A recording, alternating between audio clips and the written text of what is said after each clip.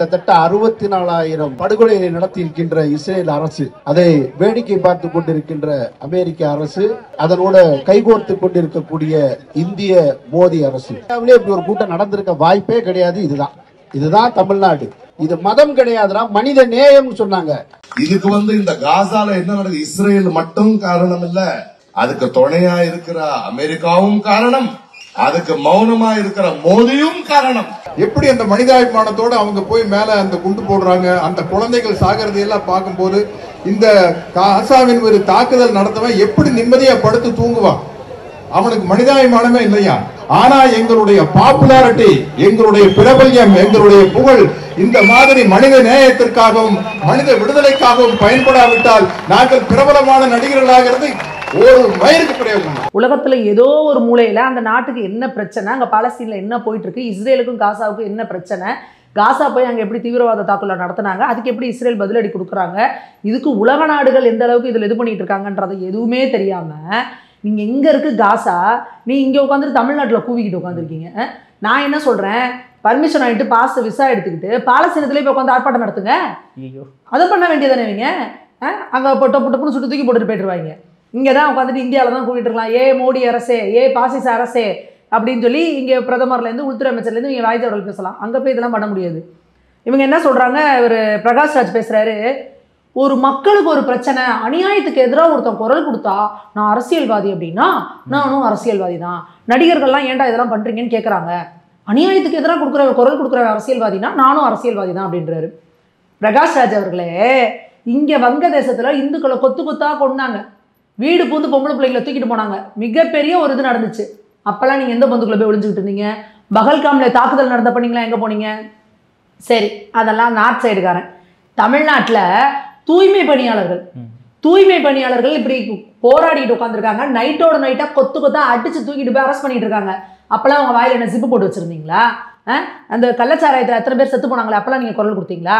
சரி, நாங்கள் சிறுபான்மையினருக்கு தான் பொங்குவோம் அப்படின்னா, ஒரு சிறுபான்மையினர் சகோதரர் ஒருத்தர் மணல் கடத்துறாங்க, இதெல்லாம் பண்ணுறாங்கங்க, இதுக்கு எதிராக குரல் கொடுக்குறேன், இவனெல்லாம் இதுக்கு காரணம் என் உயிருக்கு ஆபத்துன்னு வீடியோ போட்டாருங்க, அவர் கொலை செய்யப்பட்டார்ல, அதுக்கெல்லாம் நீங்கள் குரல் கொடுத்தீங்களா? எங்கே போனீங்க நீங்களாம்? அப்போல்லாம் வாத்து மாதிரி தரையை தோண்டி மூஞ்சியை மண்டுக்குள்ளே வச்சுக்கிட்டு இப்போ காசால பிரச்சனை, நாசால பிரச்சனைன்னு இப்போ இந்த குரல் கொடுத்துட்டு உட்காந்துருக்கீங்க. அப்போ எப்பேற்பட்ட இவங்களாம் மதவாத சக்திகள் அப்படின்றத பார்த்துடணும். அடுத்த விஷயம், அடுத்த அமீர் பேசுகிறாரு, நாங்கள்லாம் இதுக்கு காரணம் மோடி தான், மோடி அமைதியாக இருக்கிறாரு அப்படின்னு சொல்லிட்டு. இவங்களுக்கு முதல்ல தமிழ்நாட்டுக்குள்ளே என்ன நடக்குதுன்னே அரசியல் புரியாது, இந்தியா லெவலில் பாலிடிக்ஸே இவங்களுக்கு புரியாது, ஜியோ பாலிடிக்ஸ்னால் இவங்களுக்கு என்னன்னு தெரியுமா, இதில் அமெரிக்காவோட பங்கு என்ன, இங்கே ரஷ்யாவோட பங்கு என்ன, இதில் ஏதாவது இவங்களுக்கு தெரியுமா? எதுக்கு எடுத்தாலும் எல்லாம் மேலே இருக்கவன் பார்த்துக்குவான், எல்லாம் மேலே இருக்கவன் பார்த்துக்குவான்னு எல்லாத்துக்குமே மோடி அவர்களை நீங்கள் காரணம் காட்டணும். இப்போ என்ன அப்படின்னா, ஜிஎஸ்டியை வரி விதிப்பை குறைச்சி மோடி அவர்கள் அறிவிச்சிருக்காரு. இது மக்கள்கிட்ட ஒரு மிகப்பெரிய வரவேற்பு பெற்றிருக்கு. அப்போது அதை நீர்த்து போக வைக்கணும், மக்களை திசை திருப்பணும், ஏதோ ஒரு பிரச்சனையை சம்மந்தம் இல்லாமல் அவங்கள்ட்ட பேசணுங்கிறதுக்காக இந்த ஒரு இதை தூக்கிக்கிட்டு இந்த பைத்தியங்கள் மாதிரி மக்கள் எப்படி பார்ப்பாங்க, ஐய பைத்தியங்க அப்படின்னு தான் பார்ப்பாங்க. ஏன்னா எங்கேயோ பிரச்சனைக்கு, காசால பிரச்சனை, நீங்கள் முதல்ல இவங்க ஆர்ப்பாட்டம் கூட நினச்சிருப்பாங்க, ஐயோ ஏதோ இந்தியாவில் பிரச்சனை போல இருக்குது, இஸ்லாமியர்களுக்கு தமிழ்நாட்டில் இஸ்லாமியர்களுக்கு பிரச்சனை போல இருக்குது அப்படின்னு கூட்டினா, காசால பிரச்சனை வாங்க நாங்கள் குரல் எடுப்போம். அவங்களே சொல்லிக்கிறாங்க, நாங்கள் இங்கே தமிழ்நாட்டில் ஆர்ப்பாட்டம் நடக்கிறதுனால அங்கே எதுவும் மாற போகிறதில்ல, அப்புறம் என்ன வெண்ணைக்கு நீங்கள் இதெல்லாம் பண்ணிக்கிட்டு உட்காந்துருக்கிறீங்க? எதுக்கு இப்படி உங்களுக்கு நேர பிரச்சனை? உங்களுக்கு வெட்டியாக அவ்வளோ ஃப்ரீயாக இருக்கீங்கன்னு வச்சுக்கோங்க, அதனால நீங்கள் பண்ணிகிட்டு இருக்கீங்க. அடுத்து இந்த தமிழக அரசை பார்த்துக்கோங்க, நம்ம இந்தியாவில் இருக்கிற இந்துக்களை அங்கே வங்கதேசத்தில் அவ்வளோ பெரிய பிரச்சனை நடந்துகிட்டு இருக்குது, வங்கதேசத்தில் இந்துக்களை கொள்கிறாங்க, பெரிய பிரச்சனை நடக்குதுன்னு அதுக்காக ஒரு ஆர்ப்பாட்டத்துக்கு நாங்கள் பர்மிஷன் கேட்டால் பர்மிஷன் கொடுக்கல, இவங்க கொடுக்க மாட்டோம், நாங்கள் ஆர்ப்பாட்டத்துக்கு வரோன்னா தெருமுக்குக்கு அப்படியே எங்களை அரெஸ்ட் பண்ணி பஸ்ஸில் அதில் ஏற்றி கொண்டு போய் மண்டபத்தில் அடைச்சாங்க. இங்கே இதுக்கு எப்படி நீங்கள் பர்மிஷன் கொடுத்தீங்க? அப்படி கூட்டம் கூட்டுறாங்க, ஆர்ப்பாட்டம் பண்ணுறாங்க, அவ்வளோ நேரம் இது பண்ணுறாங்க. அப்போ இந்த தமிழக அரசு எந்த அளவுக்கு இந்துக்களுக்கு எதிராக ஒரு மனப்பான்மையை வச்சுருக்கிறாங்க அப்படின்றத பார்க்கணும். அதனால சிறுபான்மையின மக்களுக்கு ஏதாவது நல்லது செஞ்சுட்டாங்கன்னா அது பூஜ்ஜியம், ஒன்றும் கிடையாது. சிறுபான்மையினர்களை மிரட்டி அங்கே பாரு பாஜக உள்ள வந்துருவான்னு மிரட்டி தான் நீங்கள் பண்ணிட்டு இருக்கீங்களோ ஒழிஞ்சு அவங்களுக்கு நல்லது அப்படிங்கிறது நீங்கள் ஒன்றுமே பண்ண கிடையாது. அதனால் இந்த பிரகாஷ் ராஜ், ஒரு வெற்றிமாறன், இந்த அமீர் ஜாபர் சாதி கேஸில் அவர் உள்ளே இருக்காருன்னு சொல்லிட்டு பிரச்சனை வந்துட்டு இருக்கு. அதுக்கு பதில் சொல்கிறத விட்டுட்டு காசா பிரச்சனைக்கு ஒரு குரல் கொடுத்துருக்குறாங்க. முதல்ல கஞ்சா பிரச்சனைக்கு பதில் சொல்லுங்கள், அப்புறம் காசா பிரச்சனைக்கு பதில் சொல்லிக்கலாம் என்ன. அதனால் அடுத்து இவர் சத்யராஜ், இந்த மாதிரி இவங்கெல்லாம் யாருன்னு பார்த்தீங்கன்னா பெரியாரிய சிந்தனையாளர்களாம்.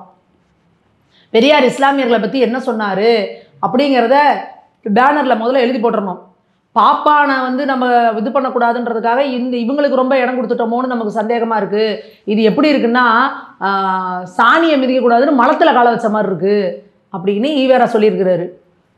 அப்போ நீங்கள் என்ன பெரியாரிய சிந்தனை, என்ன பெரியாரிய இயக்கங்கள் சேர்ந்துக்கிட்டு என்ன நீங்கள் பண்ணிக்கிட்டு உட்காந்துருக்கிறீங்க? அப்போ இந்த பெரியாரிய சிந்தனையில் இருக்கிறவங்க எல்லாமே தமிழக மக்களுக்கு எதிரிகளா? இலங்கையில் தமிழர்களை கொத்து கொத்தா கொண்டாங்கல்ல, அப்போல்லாம் இந்த பெரியார் இயக்கங்கள் சேர்ந்து ஏதாவது ஆர்ப்பாட்டம் பண்ணாங்களா? ஏதாவது பிரச்சனை பண்ணாங்களா? அப்போ இந்த பெரியார் இயக்கங்கள் எல்லாருமே தமிழர்களுக்கு எதிரானவனுங்க. தமிழர்கள், தமிழ் மதம், தமிழுக்கு, இந்துக்கு, எல்லாத்துக்கும் எதிரானவர்கள். அப்போ இங்கே தமிழ்நாட்டில் இந்து மதத்தையும் தமிழர்களையும் பிரிக்கவே முடியாது. பக்தி இல்லாமல் நம்ம தமிழ் இலக்கியங்களே கிடையாது.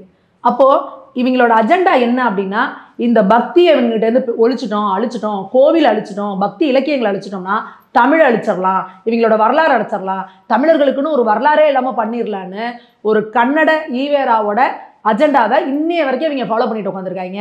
தமிழர்களுக்கு ஒரு பிரச்சனைனாவோ இந்தியர்களுக்கு ஒரு பிரச்சனைனாவோ இவங்க நவத்வாரத்தையும் பொத்திக்கிட்டு இருப்பாங்க. ஆனால் எங்கேயோ இருக்கிற காசாவில் ஒரு பிரச்சனை, இதில் ஒரு அண்ணா வெளிநாட்டில் எதுனா ஒரு பிரச்சனைன்னா அங்கே உட்காந்துக்கிட்டு வந்துட்டு ஐயோ இப்படி பண்ணுறாங்களே அப்படின்னு குதிக்கிறீங்கன்னா அப்போ மக்கள்கிட்ட நீங்களே யாருன்னு உங்களோட முகமுடியை கிழிச்சு காமிச்சிட்டு இருக்கீங்க. அவ்வளோதான். இதே இங்கே இருக்க தமிழக முதல்வர் பார்த்தீங்கன்னா தீபாவளிக்கு வாழ்த்தே சொல்ல மாட்டார். இவங்கெல்லாம் கொண்டாடுறதுக்கு ஒரு கேடு, இவங்களுக்கு வாழ்த்து ஒரு கேடான்னு. ஆனால் பாரத பிரதமர் அவர்கள் தீபாவளியை மகிழ்ச்சியாக கொண்டாடுங்க, நிறைய பொருள் வாங்குங்க, நல்ல பக்ஷணம் வாங்குங்க, நல்லா இது பண்ணுங்க அப்படின்னு சொல்லி அவ்வளோ பொருட்கள், சாமானிய மக்கள் உபயோகப்படுத்த போகிற பொருட்கள் எல்லாத்துக்குமே 5% சில ஜிஎஸ்டி இல்லைன்னு ஆக்கியிருக்காரு. அப்போது இதை விட சிறப்பான ஒரு நிர்வாகம் எப்படி செய்ய முடியும் சொல்லுங்கள்? அது இந்த இந்தியாவுக்கு. இதனால் என்ன ஆகும் அப்படின்னா மக்களோட வாங்கும் திறன் அதிகமாகும். நிறைய வாங்குறப்போ நிறைய உற்பத்தி அதிகமாகும், உற்பத்தி அதிகமாகிறப்ப வேலைவாய்ப்பு அதிகமாகும், ஆட்டோமேட்டிக்காக நம்மளோட எக்கானமி வந்து ஃப்ளரிஷ் ஆகும். இது எவ்வளோ பெரிய ஒரு அற்புதமான திட்டமிடல், எப்பேற்பட்டதை செஞ்சுருக்காரு, எவ்வளோ போல்டாக இந்த முடிவு எடுத்திருக்கிறாரு. ஆனால் இங்கே நம்ம தமிழக முதல்வர் இருக்கார் பாருங்க, அவர் வந்து அங்கே வந்து ஜிஎஸ்டியே பால் பொருட்களுக்கு வந்து பாலுக்கு ஜிஎஸ்டியே கிடையாது, ப்ளஸ் வந்து அந்த அந்த பால்லேருந்து கிடைக்கக்கூடிய பொருட்களுக்கு அதெல்லாம் வந்து குறைச்சிருக்காங்க. ஆனால் தமிழ்நாட்டில் பாலோட விலையை ஆவினில் குறைக்கவே இல்லை. அங்கே அமுல், நந்தினி எல்லாத்தையும் குறைச்சிட்டாங்க. 25 ரூபாலேருந்து 50 ரூபா வரைக்கும் எல்லா பொருட்களுக்கும் விலையை குறைச்சி அனௌன்ஸ் பண்ணிட்டாங்க. இங்கே தமிழ்நாட்டில் மட்டும் இவங்களுக்கு மனசு வருமா? ஏற்ற தான் மனசு வரும், இறக்க இவங்களுக்கு மனசு வருமா? இவங்க உடனே எப்படி வந்தால் நேற்றுலேருந்து எல்லா தலைவர்களும் கேள்வி கேட்குறாங்க, ஏன் ஆவின் பால் விலையை குறைக்கல? ஏன்னா ஆவின் பால் சாமானிய மக்கள், பச்சை குழந்தைங்க முதற்கொண்டு வாங்கி குடிக்கிற அந்த பால், அதை குறைக்க உங்களுக்கே மனசு வரல. சாமி வரம் கொடுத்தாலும் பூசாரி தடுத்துக்கிட்டானாங்கிற மாதிரி இங்கே மத்திய அரசு என்ன நலத்திட்டங்கள் கொண்டு வந்தாலும் எதுக்காக ஒரு முதல்வர் வந்து அதை முட்டுக்கட்டையாக நிற்கிறாரு அப்படிங்கிறத இங்கே மிகப்பெரிய கேள்வியாக இருக்குது. இதோ இப்போ அறிவிச்சிருக்காங்க, இப்போ இந்த ஒரு காலையில் அறிவிச்சிருக்காங்க ஆவின் பாலுக்கு வந்து விலையை குறைக்கணும் அப்படின்னு. ஏன் இதை இத்தனை பேர் கேள்வி கேட்டு நெருக்கடி கொடுத்தாதான் இந்த முதல்வர் செய்வாரா? அப்போ இவங்களுக்கு என்ன அப்படின்னா பால் விலையிலேருந்து குடிநீர் வரி, சொத்து வரி, இந்த மின்சார கட்டணம் எவ்வளோ பெரிய சுமையாக இருக்குன்னு நம்ம எல்லாரும் பார்ப்போம். இப்படி மக்களை கடுமையான நெருக்கடியிலையும் மன உளைச்சல்லையும் வச்சிருக்கிறது ஒரு ஸ்டாலின் அரசு, திராவிட மாடல். ஆனால் தேசிய மாடல் மோடி அவர்கள் அரசு என்ன பண்ணுது மத்திய அரசுனா, மக்கள் ஒரு பண்டிகையின் போது கூட ரொம்ப மனசு இலகுவாக, சந்தோஷமாக, மகிழ்ச்சியாக நிறைய பொருட்களை வாங்கி கொண்டாடணும் அப்படிங்கிறதுக்காக ஏத்துன வரியை இறக்கி மக்களை மகிழ்ச்சியில் வச்சிருக்கிறது தான் தேசிய மாடல்.